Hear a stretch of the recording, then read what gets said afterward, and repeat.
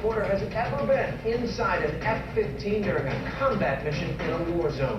Martha Raddatz gets an exclusive cockpit view of these warriors of the sky.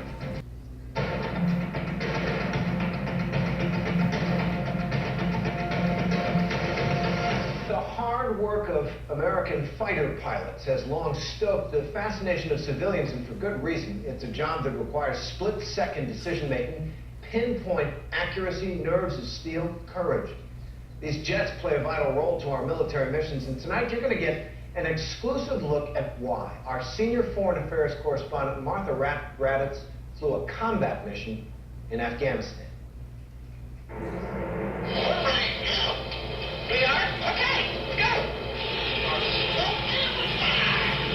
I am in the back seat of that F-15 fighter jet with the afterburners creating thrust that can rocket us up to 20,000 feet in just over a minute.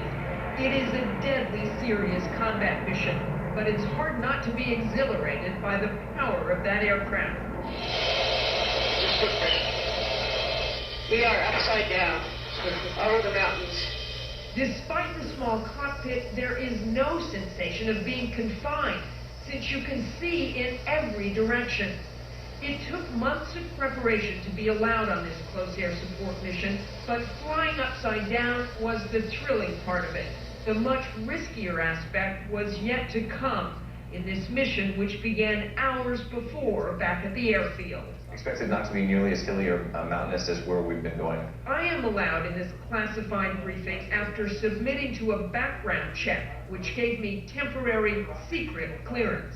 For save coalition lives, protect civilians and civilian infrastructure, and if we can do both of those, and the opportunity still presents itself, we're going to go ahead and kill the enemy. All right. So I ripped my catches off, much as I hate to. After a training flight in the States, I was familiar with the flight suit, which is required, but makes me feel like a total poser, and the G-suit, which actually feels amazingly comfortable, given that it essentially squeezes your lower body during high acceleration. Wow, I've never had help with mine on. Well, you don't need any help. The automatic inflation helps push blood, which can pool in your lower extremities, back up into your brain, so you don't pass out.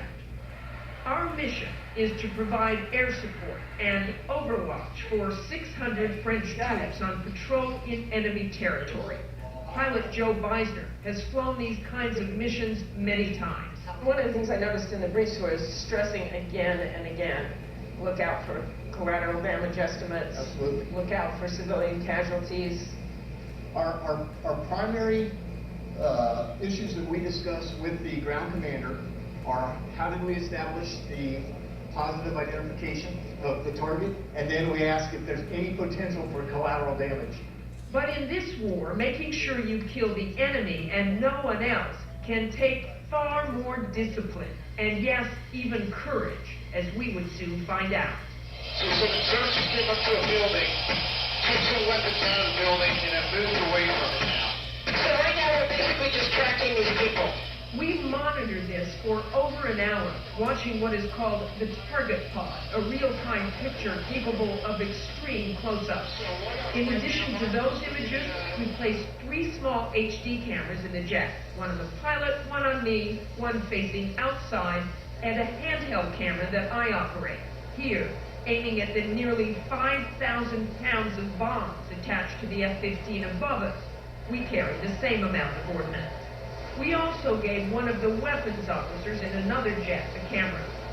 When we both needed gas and headed for the aerial refueling, Yeah, we are going to be taking gas, so we'll take pre-K. where you get extremely close to the tanker,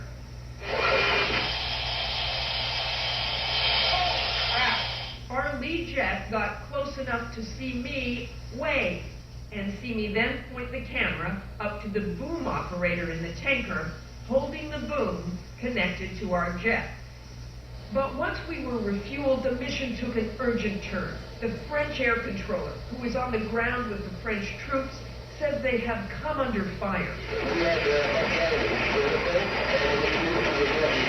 The French air controller does not hesitate. He asks the fighter jet to drop a 500-pound bomb, a GBU-38. I request an attack heading 340 degrees. They are very close, imminent attack. We just see one more RPG. I request one GBU 58. But we can see from the air that a school is nearby, that Y-shaped building.